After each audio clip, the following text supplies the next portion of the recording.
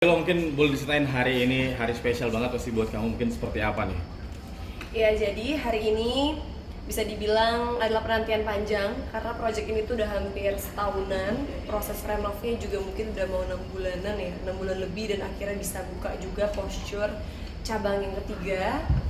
Di tahun ini kita buka 2 cabang posture dan juga 1 cabang post by posture. Jadi memang tahun yang sangat hektik, dan aku ngerasa posture yang di Gavoy ini memberikan sesuatu dan warna yang berbeda karena pastinya lebih lengkap, terus juga lebih kita memperbaiki lah apa yang kekurangan di posture yang pertama gitu. Memilih untuk usaha di bidang olahraga pilates gitu, mungkin ada alasan tertentu nggak sih Kak dari awal? Kalau aku udah jelas karena memang aku melakukan olahraga ini udah dari lama, dari 2019, dari zaman belum hits olahraganya. Aku udah merasakan impactnya untuk badan aku juga emang suka dengan olahraga ini. Dan kesini aku ngerasa banyak cabur-cabur lainnya, cabur olahraga lain yang bisa dikombin dengan pilates, bisa juga dengan yoga dan lain-lainnya yang ternyata juga penting untuk tubuh kita. Jadi akhirnya ya bukalah suatu usaha yang memang sesuai dengan jati diri gitu. Kak, ini di momen 2 tahun ya diri menjalani usaha, bahkan hingga membuka bisa dibilang 4 cabang nih. Gimana nih Kak, sebegitu suksesnya dirimu dalam hal untuk kesehatan juga ya Kak? Amin. Sukses sekali juga enggak lah. Pasti kan maksudnya lebih banyak orang yang buka cabang lebih cepat dan lebih langsung menjamur di mana-mana. Posture kita memang sangat picky, kita nggak mau asal-asalan buka, kita nggak mau yang kayak mengejar target harus sebanyak mungkin tapi nanti kualitas takutnya tidak terjaga.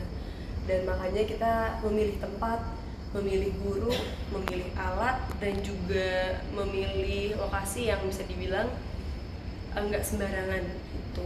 Jadi belajar lagi marketingnya nggak sih Kak? Belajar lagi sih, jadi saya posture ini bisa dibilang usaha yang benar-benar dibuat dari nol. Pastinya dengan sedikit bekal kemampuan dari aku dan juga partner aku, kita gabungkan, terus kita banyak belajar dari kesalahan yang terjadi selama 2 tahun ini. Dan untungnya kita punya visi misi yang sama untuk membawa lebih banyak komunitas yang bisa hidup lebih sehat dan lebih baik ke dalam posture community. Serius Tantangan di bisnis, terbesarnya apa sih, Kak? Serius di bisnis, mungkin rencana untuk pamit dari dunia hiburan atau kayak gimana sih? Nggak pamit, bener-bener pamit sih ya, cuma emang kayak bertambahnya usia itu kayak aku ngerasa aku mau mencoba suatu tantangan yang berbeda dan baru. Karena terbilang kayak pamit ya nggak mungkin ya, karena aku masih tetap syuting, aku masih aktif juga di sosial media aku, walaupun mungkin nggak seaktif dulu. Terus aku juga masih ngambil beberapa proyek kayak series atau film. Cuma memang seiring bertambahnya usia aku ngerasa aku harus mulai punya suatu hal yang berbeda lagi, yang bisa dibilang juga sebagai passive income, sebagai legacy juga. Karena kalau artis itu kan legacy kita berupa karya, tapi pada akhirnya memang kita akan menua, kita akan selalu tumbuh dengan orang-orang lain yang lebih baru, yang lebih muda, yang pasti juga lebih berbakat.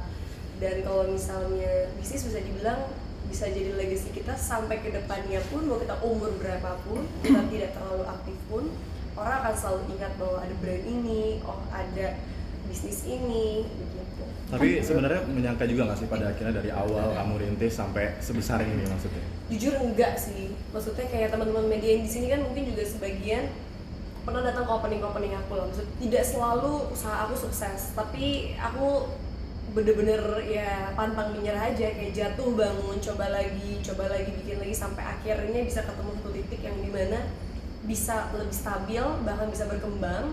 Itu butuh waktu, karena memang entrepreneurship itu bukan cuma sekedar textbook, bukan cuma sekedar kamu punya uang atau modal sebanyak apapun, tapi gimana cara kamu bisa mengelolanya, itu yang lebih susah. Tapi pernah merasa down juga nggak sih? Maksudnya kayak tadi kan sempat bilang, maksudnya sempat jatuh bangun juga gitu. Down banget sih, enggak yang kayak gimana ya, cuma aku udah tahu nih kalau misalnya menjelang lagi opening itu pasti aku berasa rambut aku menipis, kayak rontok.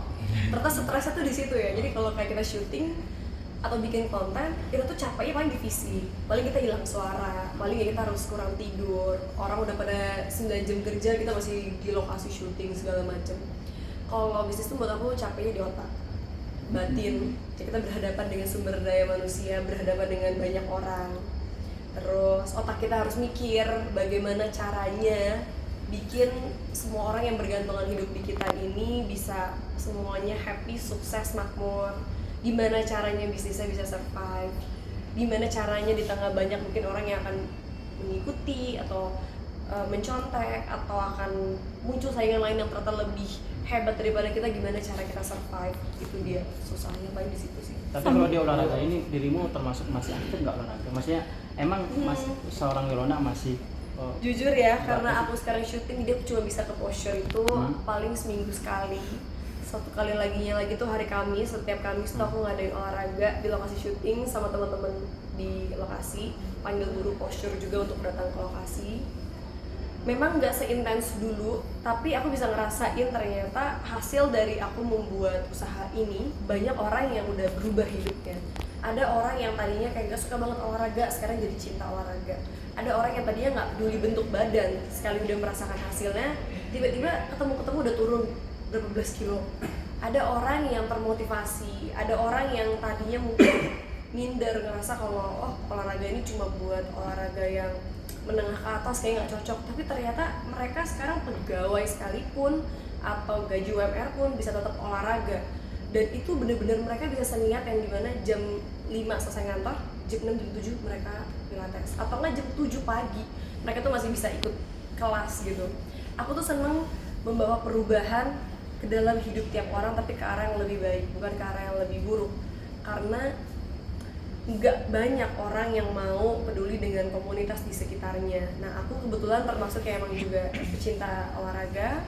Aku pengen banget bikin komunitas kita tuh lebih peduli dengan healthy, dengan kesehatan, dengan hal-hal yang kayak olahraga.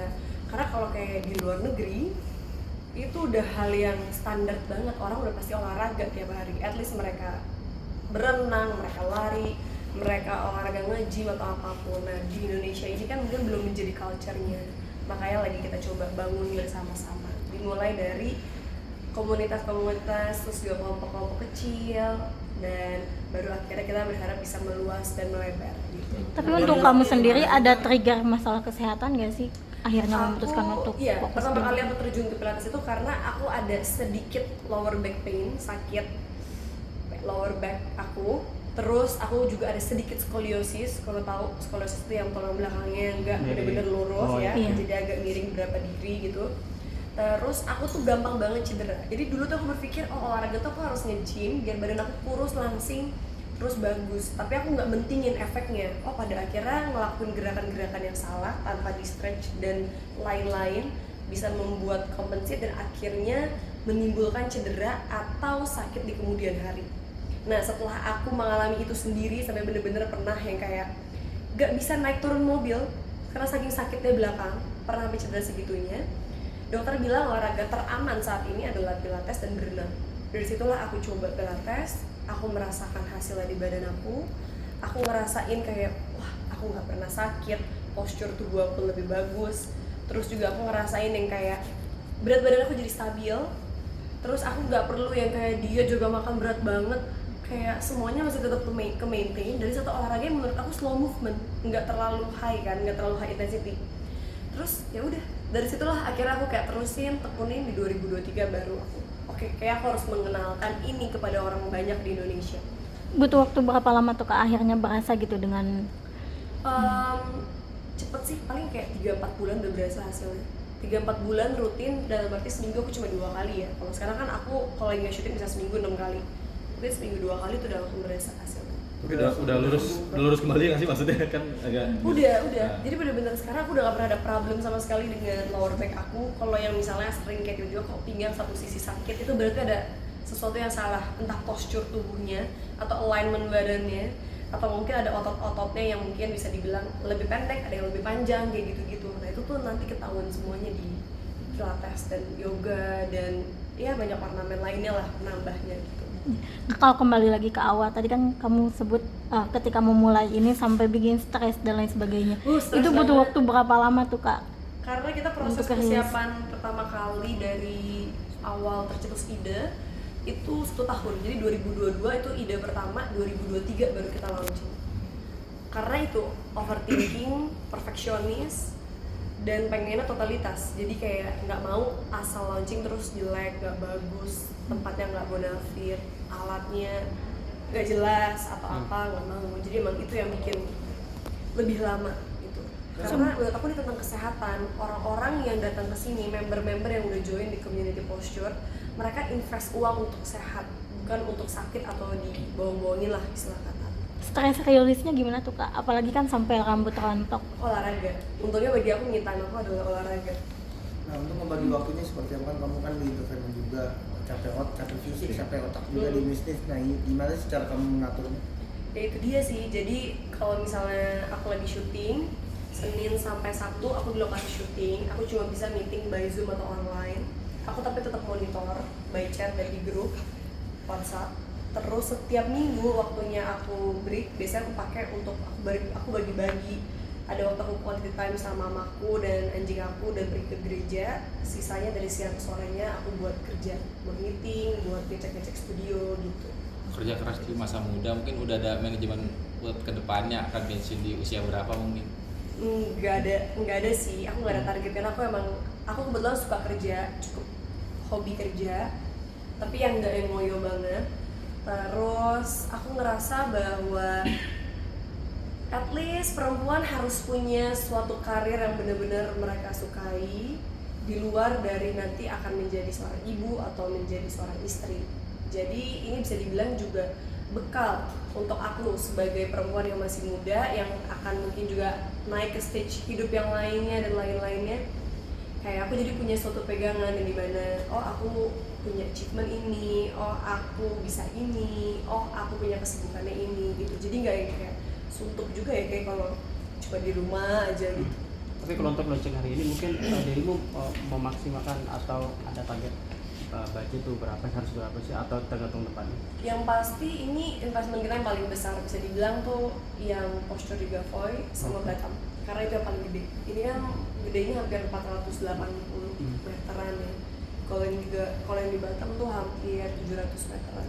Berarti ada target Berapa sendiri nggak tuh? sih Kak? Ibaratnya tahun ini bisnis berapa buka? Melebarkan sayapnya. Tahun ini karena kita sudah membuka 3, jadi istirahat dulu sebentar. Karena timnya masih kecil, kita belum punya tim besar, jadi memang masih ownernya dua-duanya emang turun tangan dan mikirin semuanya sampai ke perintilan. Terus tapi kita udah akhir tahun ini kita udah mulai planning untuk 3 atau 4 studio ke depannya yang nanti kita akan buka lagi.